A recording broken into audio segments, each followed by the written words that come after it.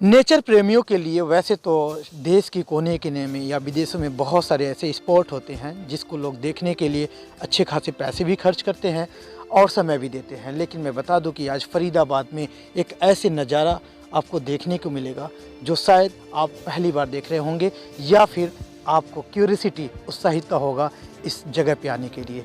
आप नज़ारा देख सकते हैं, बहुत ही लाजवाब नज़ारा सिनेरियो आपको ये जो देखने को मिल रहा है ये भाकरी स्थित राजेश नर्सरी का है, जहाँ पर इस समय का जो लोकेशन या फिर नज़ारा वो आपको ज़रूर कहीं ना कहीं प्रेरित करेगी इस नर्सरी को विजिट करने के लिए। यहाँ बहुत सारे राज समेटे हुआ है ये राजेश नर्सरी, क्योंकि यहाँ अब जो देख रहे हैं हरियाली चारों तरफ, इन्वायरमेंट भी बहुत लाजवाब है और इस नर्सरी को सजाने वाले लोग भी कहीं ना कहीं अपनी जी जान और पूरी मेहनत लगा दिया है इस नर्सरी को हरा भरा करके आम जनता के लिए तैयार करना। क्योंकि फरीदाबाद एक ऐसा जगह है, इंडस्ट्रियल एरिया है, यहाँ लोग सुकून चाहते हैं और सुकून पाने के लिए अगर एक बार राजेश नर्सरी विजिट करते हैं तो लाजमी उनकी फ्रस्ट्रेशन दूर होगा। ये चीज़ें हम इसलिए कह रहे हैं कि आज दर बदर इस वीडियो में आपको देखने को मिलेगा। हमारे साथ जो यहाँ के राजेश नर्सरी के ऑपरेटर हैं यानी कि केयर टेकर हैं वो हमारे साथ हैं। इन्हीं से जाने कि राजेश नर्सरी बाकी और नर्सरियों के मुकाबले क्यों खास है यहाँ पर। सर पीएनएन में आपका स्वागत है। नमस्कार जी।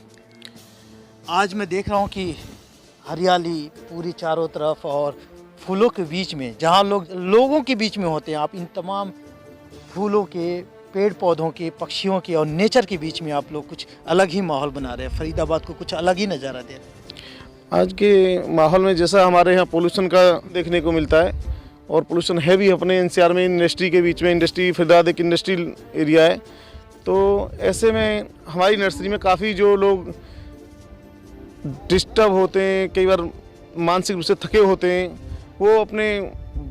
वो घूमने आते हैं और बड़े खुश होते हैं देख के इस नज़ारे को। अरावली की गोद में ऐसी नर्सरी।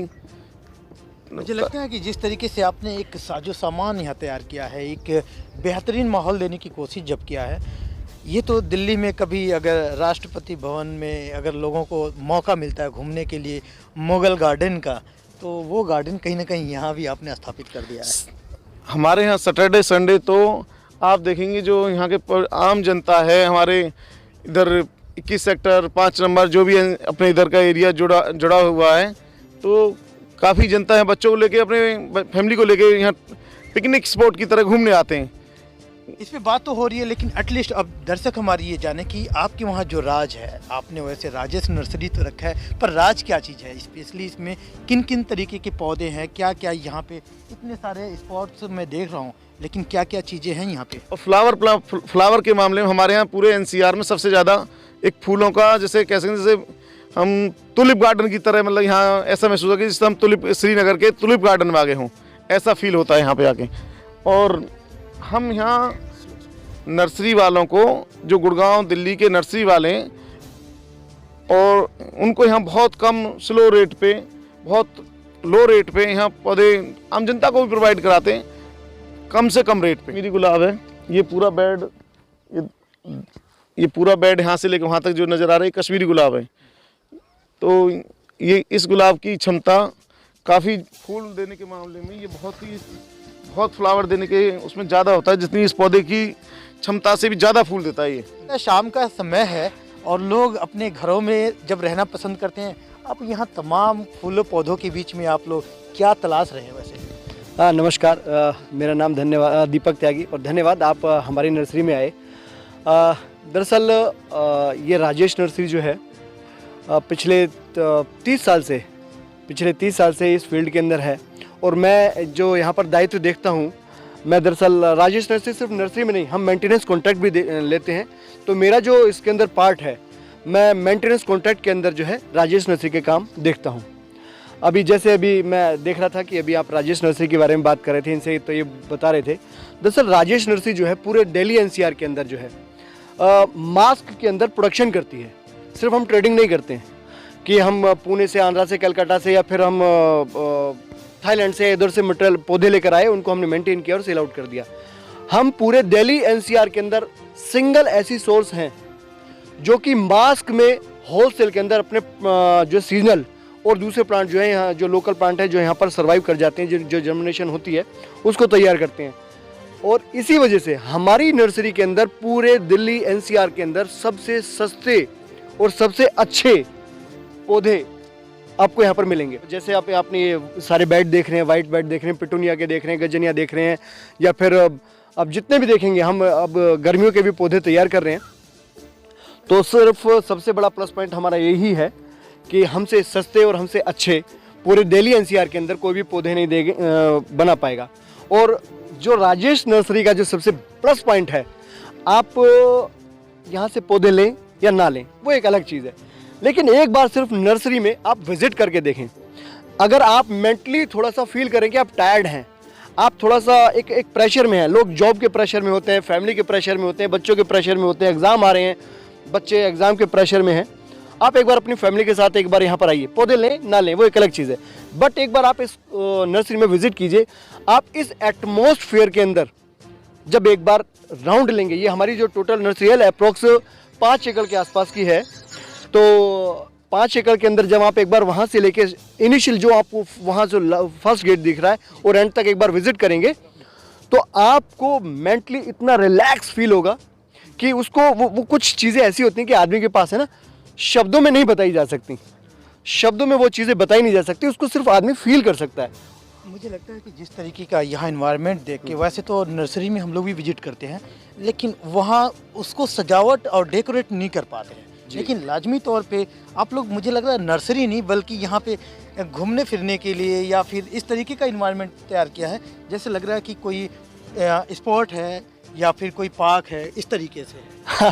एक्चुअली क्या कि ये ऐसा आपको लग रहा है कि बहुत खूबसूरत है, अभी मेरे हिसाब से इसके अंदर है ना बहुत सारी कमियां हैं। बट थैंक यू, आपने ये चीज़ बोली कि बहुत अच्छा लग रहा है, बट मेरा हमारे को पर्सनली अगर हम बोलें तो अभी इसके अंदर बहुत कमियां लगती हैं। तो ये नर्सरी जो खूबसूरत लग रही है ना आपको, इसके पीछे कुछ नहीं, सिर्फ हमारा प्यार है। हमको इस नेचर से, प्रकृति से, फूलों से, पौधों से ना इतना प्यार है कि मैं अपने बारे में बताऊं, मैं 2013 में जॉब किया करता था, एक GK and Driveline UK based MNC company है, मैं उसमें जॉब किया करता था, बट मेरा वहाँ पर कभी दिल नहीं लगता था। तो बस मैं राजेश जी से मिला और इनसे बड़ा प्रभावित हुआ और मुझको लगा कि हाँ, मैं इसके अंदर अपना फ्यूचर बना सकता हूँ। तो बस मैं इनके साथ जुड़ा और इन पौधों से, इन फूलों से, प्रकृति के साथ प्यार होने की वजह से मुझको बड़ा अच्छा लगा। अगर आप देखेंगे, फूलों के साथ बैठकर बात करेंगे तो आप बिलीव नहीं करेंगे, पौधे बोलते हैं, पौधे आपसे बात करते हैं, बट उसकी पौधे की कोई बात को समझने वाला चाहिए। अगर आप इनकी बातें समझेंगे ना तो पौधे बहुत प्यार करते हैं सर। और ये नेचर, मैं कभी कभी इनसे बात करता हूँ तो इनसे पूछता हूँ कि कौन है जो रात को तेरे को रच जाता है रे मतलब प्रकृति ने ऐसा रचा है इनको कि जो लाइन इस फूल के ऊपर आप यहाँ देख रहे हैं ना, वही बिल्कुल डिट्टो आप उसके ऊपर देखेंगे। एक देखिए, सिर्फ एक 2 इंची पैक के अंदर, पॉली बैग के अंदर लगभग 30 40 फूल आप देखेंगे। तो ये जो फील है, और ये 3 दिन बाद जब आप इसको देखेंगे ना तो इसमें इतने फूल होंगे तो मतलब कांट एक्सप्लेन। हाँ, ये पिटूनिया है, दिल्ली NCR के अंदर आज की डेट में सबसे ज़्यादा चलने वाला है।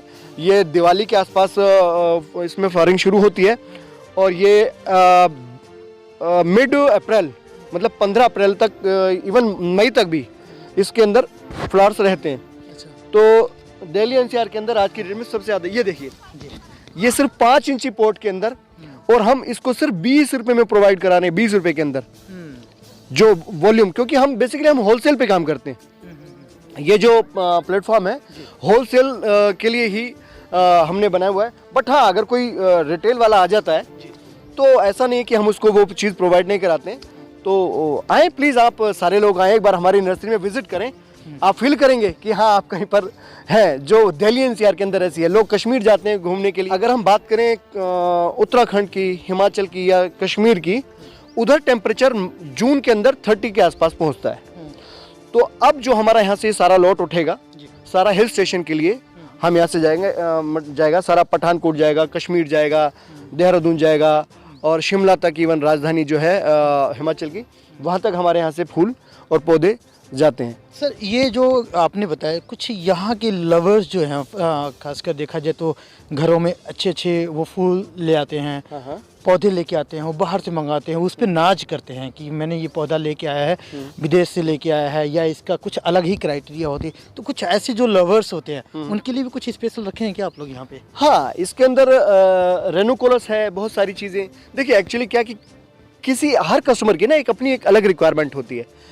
तो जो भी आदमी हमारे से जो रिक्वायरमेंट चाहता है हॉर्टिकल्चर के अंदर, इन केस कुछ प्लांट चाहते हैं तो हम वो अवेलेबल करा सकते हैं उनको। अगर वो उसके घर में पौधे मर रहे हैं तो हम फ्री उसको कंसल्टेंसी दे सकते हैं। अगर उसको कोई चीज़ जाननी है वो दे सकते हैं। तो जो गार्डन लवर है, जो नेचर लवर है ना, उसकी सारी रिक्वायरमेंट को हम लोग फुलफिल करते हैं। सर अभी तक तो वैसे शहर फरीदाबाद के लिए आप लोगों ने जो ये साजो सामान तैयार किया है उस पर डिस्कस हुआ, लेकिन अब क्या कुछ बच रहा है? वैसे मैं देख रहा हूँ कि कुछ पौधे हैं जो आउटडोर्स के हैं।